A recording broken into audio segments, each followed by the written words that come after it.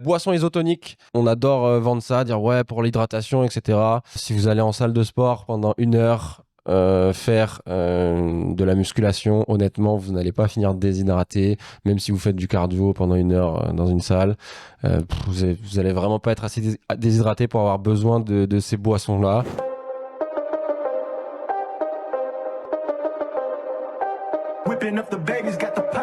Mais... Bonjour et bienvenue à tous pour cet épisode de Reborn Academy numéro 6. Aujourd'hui, on va parler de récupération. Donc tout ce qu'on peut mettre en place pour récupérer, que ce soit au niveau de ses entraînements, de sa semaine, de la nutrition, les compléments alimentaires, les méthodes de récupération, sauna, bain froid, rouleau de massage, etc. On va vraiment parler de tout. Qu'est-ce qui peut vous être utile ou pas, à quel moment ça peut vous être utile pour que vous puissiez y voir plus clair et récupérer au mieux. Petit point avant de démarrer ce podcast, j'ai reçu énormément de questions sur mon suivi en ligne. Les gens ne comprennent pas trop ce que je fais, donc je vais vous expliquer tout simplement ce que je fais. Mon suivi en ligne, il y a 2 offres. Une offre qui est HTM Performance, qui est un programme de groupe, d'accord ? Donc tout le monde suit le même programme. Ce programme est destiné aux athlètes qui veulent améliorer leur puissance, leur explosivité, qui veulent devenir plus endurants et plus forts, d'accord ? Donc ça va principalement s'adresser aux athlètes de contact, rugby, foot, handball, sport de combat, etc., etc. Ensuite, j'ai une offre où vous pouvez travailler avec moi en offre 100% personnalisée, d'accord ? Celle-ci, elle est adaptée à n'importe qui, que vous vouliez faire de la perte de poids, de la performance, de la remise en forme, etc., retour à la blessure. Et là, vous allez travailler avec moi. Donc, tous les mois, nous avons un rendez-vous ensemble. Nous effectuons un bilan. Vous travaillez avec moi sur une application qui s'appelle TrueCoach, où je vous envoie tous vos programmes. Vous avez toutes les vidéos des exercices. Tout est expliqué. Et vous avez un contact 24 heures sur 24 avec moi-même pour pouvoir adapter, échanger si vous avez besoin de conseils ou d'adaptation sur votre entraînement. D'accord ? Pour ce qui est du groupe HTM Performance, vous êtes également sur TrueCoach et vous avez un groupe WhatsApp où tout le monde peut échanger, s'aider et vous pouvez échanger avec moi-même 24 heures sur 24. Seulement, le programme n'est pas personnalisé, c'est-à-dire que tout le monde fait le même programme. Évidemment, les prix ne sont pas les mêmes du coup. Voilà, donc on va commencer à parler de récupération. Pour ce qui est de la récupération, la première chose à gérer, d'accord, ce qui est vraiment le plus important, ça va être l'entraînement.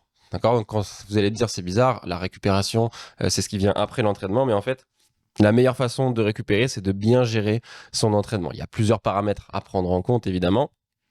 Donc, le premier paramètre, c'est la gestion du volume et ça va être vraiment le point clé, la chose la plus importante à faire pour pouvoir bien récupérer, c'est-à-dire savoir qu'est-ce que je fais, à quel moment, combien de séries je dois faire, etc. On va un petit peu parler de ça. En fonction du sport que vous pratiquez, en fonction de ce que vous faites, vous avez une certaine tolérance, d'accord, qui va être mise en place par votre corps. Vous allez avoir une gestion du volume à effectuer pour pouvoir récupérer correctement. Ok ?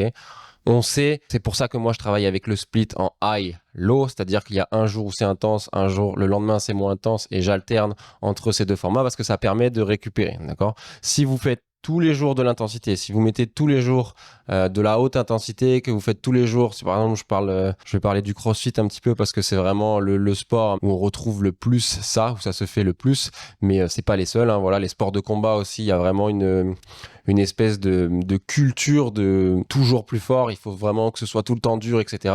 Et qui fait qu'on a du mal à récupérer, qui fait qu'on se blesse régulièrement parce que tout simplement, c'est pas forcément le sport ou les exercices qui sont propices à la blessure, c'est juste que dans ces sports-là, on a tendance à vouloir en faire trop, on a tendance à avoir une espèce de mental de guerrier qu'on veut absolument développer au prix de la récupération, d'accord ? Donc n'hésitez pas, peu importe le sport que vous faites, que ce soit ces sports de combat, crossfit, etc., à alterner les jours, à alterner les intensités selon les jours. C'est-à-dire que si vous, par exemple, vous faites du crossfit, ok, vous avez un jour, vous avez fait de l'haltéro et vous avez fait un metcon qui était assez épicé, et bien le lendemain, profitez-en plutôt pour faire de la musculation, du travail en zone 2, des travails de mobilité. Il y a plein de choses à faire que vous pouvez faire qui vont être très utiles pour votre performance, mais qui vont permettre à votre système nerveux de récupérer et donc d'éviter, de réduire considérablement le risque de blessure. Et en plus, tout ce travail de mobilité, etc. que vous faites, il va en plus contribuer à réduire votre risque de blessure. D'accord ? Vous allez peu importe le sport que vous faites, et si vous êtes un sport de combat, c'est pareil. Peut-être que sur le premier jour, vous faites des pattes d'ours, un gros sparring, du sac énervé, et le lendemain, vous allez en profiter pour travailler sur de la technique, pareil sur de la zone 2, de la course, peut-être faire un petit peu de renforcement musculaire, de la musculation, et après, paf, vous repartez sur votre jour dur. Si vous êtes dans le dur tous les jours, plus les jours vont avancer, plus l'intensité que vous allez mettre, de toute façon, elle va commencer à diminuer. Du coup, quand vous allez essayer d'être dans le dur, vous n'y serez même pas. D'ailleurs, vous allez essayer d'être à 100%, mais vous ne serez qu'à 80%. Et du coup, le travail que vous êtes censé faire à 100%, il va considérablement perdre en intérêt. D'accord? Donc déjà, ça, peu importe le sport que vous faites, c'est pareil. Le fait de couper entre les jours, ça vous permet de faire vos intensités maximales, vraiment à cette intensité maximale que vous avez besoin de faire pour progresser sur les exercices, sur les modalités que vous voulez travailler. Donc, même si vous vous dites que si je passe autant de jours avec des intensités basses, je vais moins progresser, mais en fait pas du tout, parce que quand vous allez faire vos intensités, vous allez vraiment les faire et vous n'allez jamais perdre de temps, d'accord? Donc ça, c'est la première chose à faire pour bien récupérer. Il faut bien gérer son entraînement, il faut bien gérer le volume, et c'est ce qui va vous permettre de récupérer le plus, d'accord? Si l'entraînement, il est vraiment bien géré, vous allez voir, vous allez moins ressentir le besoin d'aller chercher des méthodes, d'aller chercher des compléments alimentaires. Personnellement, depuis que je m'entraîne en high-low, je n'ai jamais mal nulle part. Bon, ça peut m'arriver évidemment d'avoir des petites douleurs, etc. Mais je n'ai beaucoup moins besoin de m'échauffer, je me sens beaucoup moins mâché et je performe tout aussi bien qu'avant. Donc vraiment, pensez à alterner les intensités. C'est vraiment la chose la plus importante pour commencer. Ensuite, une des choses les plus importantes, c'est le sommeil. D'accord ? Le sommeil, c'est vraiment la clé de la récupération. C'est-à-dire que les études ont démontré que les athlètes qui dormaient plus de 8 heures par nuit, qui dormaient 8 heures par nuit au minimum, en comparaison avec des athlètes qui dormaient que 6, 5, 7 heures, etc., avaient moins de 70% de chances de se blesser par rapport aux autres. D'accord ? Donc c'est énorme. C'est énorme. Il n'y a aucune autre méthode de récupération qui permet ça. Vraiment, le sommeil, c'est la clé. D'accord ? Donc qu'est-ce qu'on fait justement si on veut bien récupérer ? Il faut mettre en place des routines de sommeil. Il y a certaines règles à respecter pour bien dormir. Il y a plein de choses que vous pouvez faire pour améliorer votre sommeil. Plus vous allez améliorer la qualité de votre sommeil, que ce soit, vous pouvez essayer d'être drastique, certains, si vous êtes capable de tout mettre en place. Sinon, vous faites petit à petit, vous incrémentez des routines. Vous essayez tout le temps d'améliorer votre routine pour dormir de mieux en mieux, de plus en plus tôt, de manière la plus efficace possible. Et vous allez voir que votre récupération, elle va grandement augmenter. D'accord ? Donc, quand on parle de mettre en place des routines, vous avez par exemple les lumières, les écrans, on essaye au moins 1 heure avant d'aller se coucher de tout couper. La caféine, au moins 10 heures avant le coucher, de ne plus en prendre. Je sais, c'est beaucoup, mais vraiment, la caféine, ça reste très longtemps. C'est vraiment un facteur de stress qui va nous empêcher de dormir correctement. Vous pouvez très bien faire des exercices de respiration, de stretching avant d'aller au lit. Par exemple, voilà, soit allongé dans le lit, un peu de respiration 5 minutes avant de vous endormir.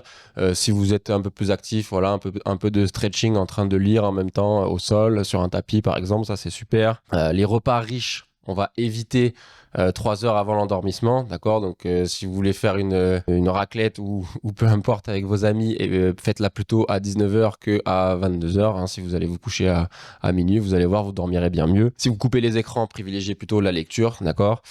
Une pièce froide, ok ? On évite de dormir avec le chauffage à fond. Et enfin, le travail.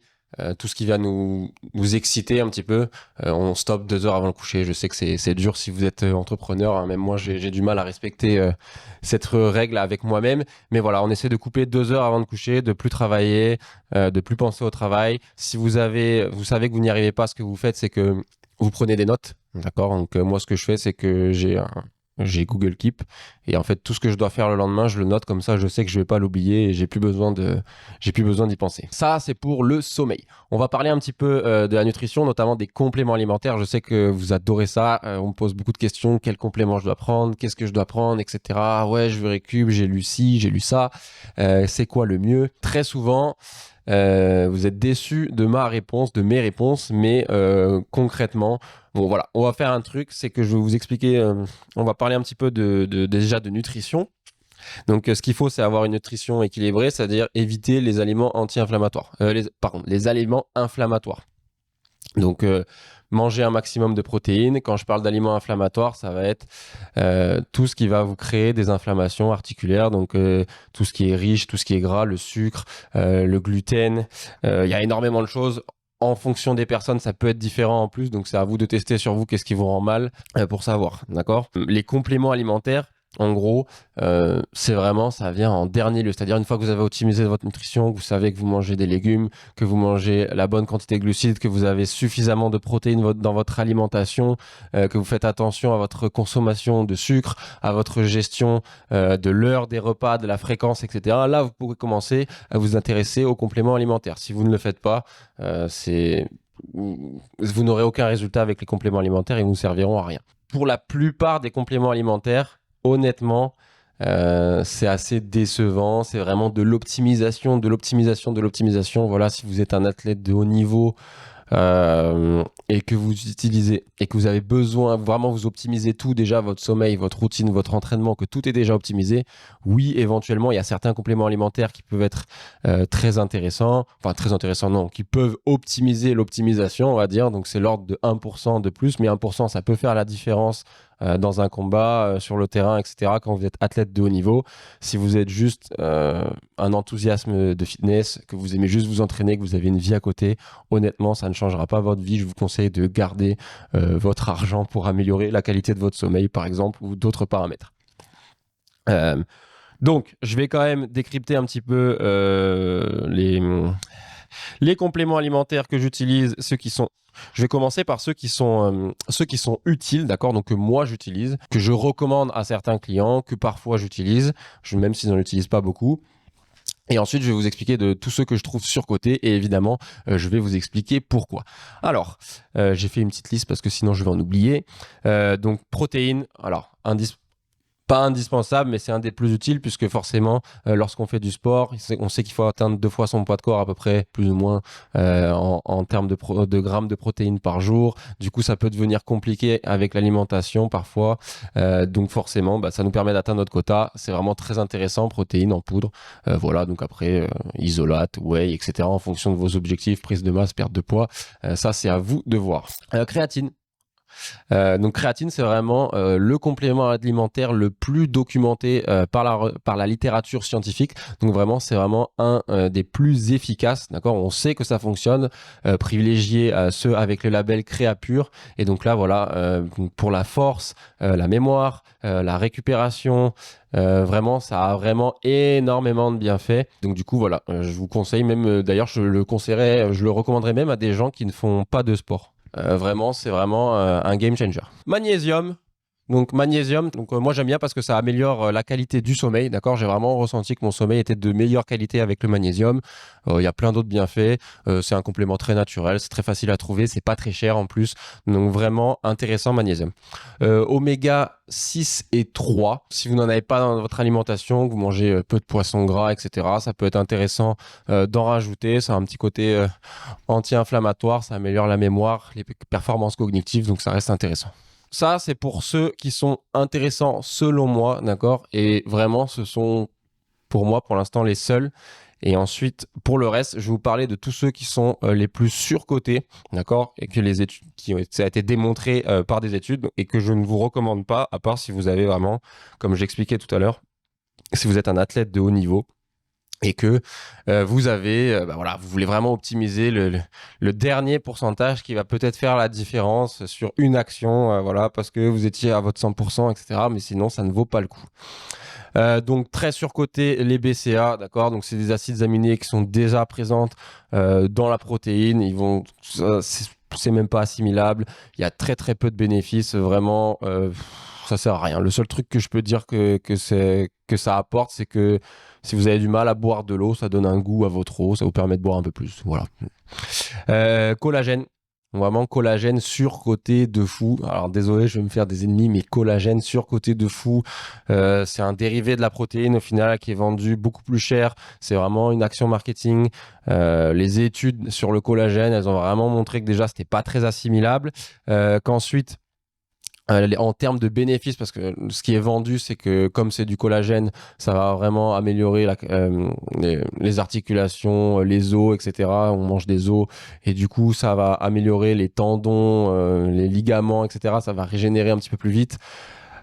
Donc la comparaison, les études qui ont été faites entre la whey et le collagène pour voir quels effets elles étaient quelle protéine avait le plus d'effet sur ces 10 bénéfices, et on a vu que le collagène, l'amélioration de régénération des tissus, etc., avec le collagène par rapport à de la whey classique était de même pas 1%. Donc encore une fois, c'est ce que je vous explique.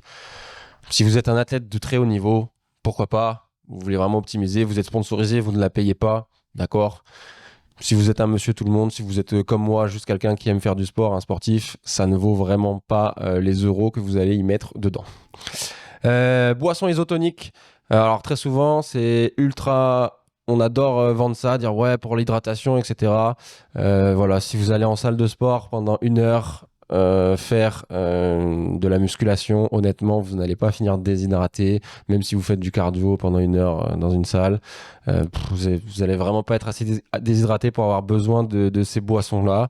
Voilà, donc c'est vraiment réservé au sport d'ultra-endurance. Donc oui, si vous allez courir pendant 12 heures, faire un marathon ou peu importe, là oui, ça peut être intéressant d'en prendre, mais sinon, non, aucun intérêt. Tous les boosters de testostérone naturel, voilà, ça ne fonctionne pas, désolé les mecs, ça ne fonctionne pas, le maca, le machin, le truc, ça ne marche pas. Il n'y a aucune amélioration de la testostérone libre visible. Vraiment aucun intérêt. Gardez votre argent, encore une fois. Les études, elles ont vraiment démontré aucune augmentation significative de la testostérone. Donc voilà, ça c'était pour moi, pour les compléments alimentaires. Il y en a évidemment plein d'autres.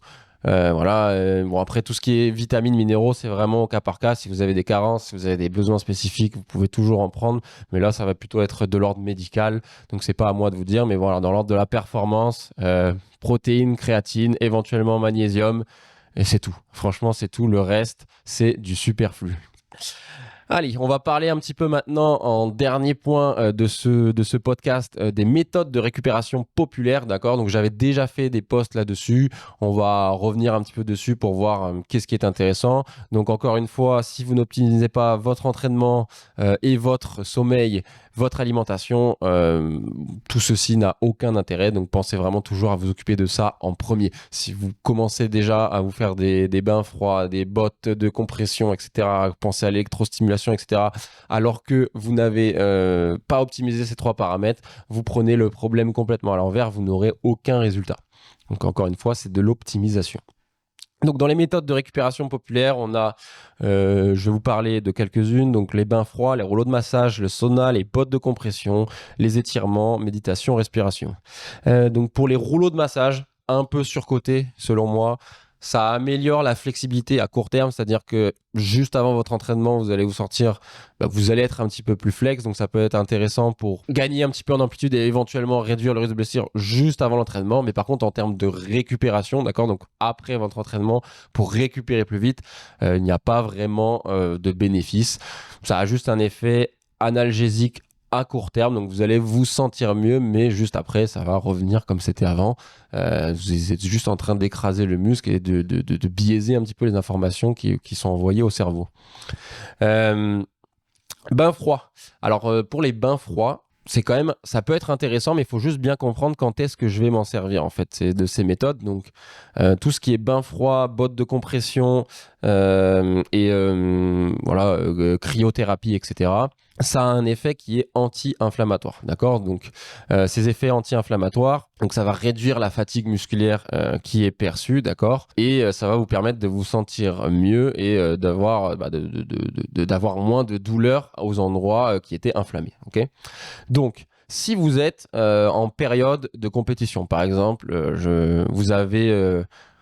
vous vous êtes entraîné, le lendemain, vous avez une compète de crossfit, ou alors vous êtes en compète de crossfit, vous avez fait le premier jour, vous êtes à la pause demain et vous avez un deuxième jour, ça va être intéressant, d'accord? C'est-à-dire que là, c'est vraiment le moment d'utiliser cette méthode. Par contre, On sait qu'en fait, l'inflammation, d'accord, donc quand vous vous entraînez, que vous avez des inflammations musculaires, etc., c'est un processus naturel, en fait, qui va conduire aussi à la prise de masse, etc. Donc, c'est un processus naturel de la progression, en fait, de votre corps. Donc, lorsque vous voulez utiliser ces méthodes-là, si vous êtes à l'entraînement et que juste après, et que vous voulez progresser, en fait, et que vous n'avez pas d'échéance tout de suite, eh bien, c'est peut-être plus intéressant d'attendre un petit peu. On sait qu'il faut attendre au moins 6 heures. D'accord? Donc, en gros, si vous êtes en plein entraînement, vous sortez de l'entraînement, un entraînement ultra intense, vous avez fait énormément de travail en force, etc., et que vous voulez tout de suite aller faire votre bain froid, eh bien, vous n'êtes pas en train d'optimiser votre entraînement. D'accord? Ça peut être Donc, c'est intéressant, mais il faut savoir quand est-ce que j'utilise et ça va plutôt être en période de compétition, d'accord? Donc en période où je suis en train de tester, d'accord? Où je suis en train de vraiment faire mon sport. Par contre, si je suis en période d'entraînement, plutôt attendre 6 heures, d'accord? Donc pour que le processus inflammatoire se mette en place et que je ne puisse pas l'inhiber. Donc le sauna. Le sauna, par contre, l'effet anti-inflammatoire est beaucoup moins prononcé. Il y a par contre une réduction des inflammations musculaires, ce qui est différent. Et vraiment, si vous aimez ça, il n'y a aucun souci à aller au sauna. Le seul truc qu'on pourrait noter, c'est que éventuellement ça peut nous déshydrater. Donc bien penser à bien boire. Mais sinon, vraiment, le sauna, c'est cool. Les étirements. Alors les étirements pour la récupération, désolé, ça ne réduit rien du tout, d'accord? C'est-à-dire que si vous avez des courbatures, vous êtes fatigué, etc., vous pouvez vous étirer, vous ne vous sentirez pas moins courbaturé, moins fatigué. Par contre, c'est un très bon outil pour améliorer la flexibilité, pour travailler sur sa mobilité, créer de l'espace, etc. Donc, vous pouvez et vous devez faire des étirements, mais dans le cadre de la récupération, ça n'a peu d'intérêt, d'accord? On vous demande souvent les étirements, c'est avant, c'est après, etc. Il y a eu pas mal d'études sur ce sujet. La plupart des études, l'étude la plus connue, donc elle était mise en place comme ceci, c'est-à-dire que on a pris des mecs, on leur a fait faire des étirements passifs pendant 3, 4 à 5 minutes sur les ischios, etc. Et après, on leur a demandé de faire des sprints. Et du coup, forcément, ils ont moins performé sur les sprints et du coup on a dit les étirements c'est pas bon pour la performance, faut pas en faire avant, etc. Et ensuite on a dit oui après que ça pouvait nuire parce qu'il y avait déjà eu des lésions musculaires, etc., etc. Il y a eu d'autres études sur ces points-là. Alors oui, c'est vrai, mais en même temps, lorsque l'on s'étire pendant 3 minutes, on applique de la force sur un muscle. Du coup, forcément, le muscle est fatigué. C'est évident que juste après, si je tente de faire un effort maximal, je vais contre-performer. Donc cette étude, elle était un, un peu débile. Des étirements un peu plus actifs, avec des durées un peu moins longues et des étirements un peu moins violents, il n'y a aucun souci. Vous pouvez les faire avant votre entraînement, même ça va être bénéfique. Ça va vous permettre de créer de l'espace, d'être un peu plus à l'aise. Donc ce qu'il faut juste, c'est respecter le dosage. En ce qui concerne le après l'entraînement, alors oui, en termes d'hypertrophie musculaire, c'est un peu moins optimal. Mais si vous avez besoin d'étirement, que vous êtes très raide, que vous avez vraiment besoin de mobilité et que éventuellement c'est le seul moment où vous avez le temps de le faire, eh bien faites-le quand même. C'est pas grave, vraiment c'est pas grave. Ça va pas non plus vous détruire tous vos gains. C'est juste un tout petit peu moins optimal, mais ça reste quand même plus optimal d'améliorer sa mobilité. Encore une fois, c'est au cas par cas. Si vous savez que vous êtes consciencieux, que quelques heures plus tard, dans la soirée, vous faites toujours vos étirements, vous êtes régulier, oui, éventuellement, c'est peut-être mieux de le faire à ce moment-là.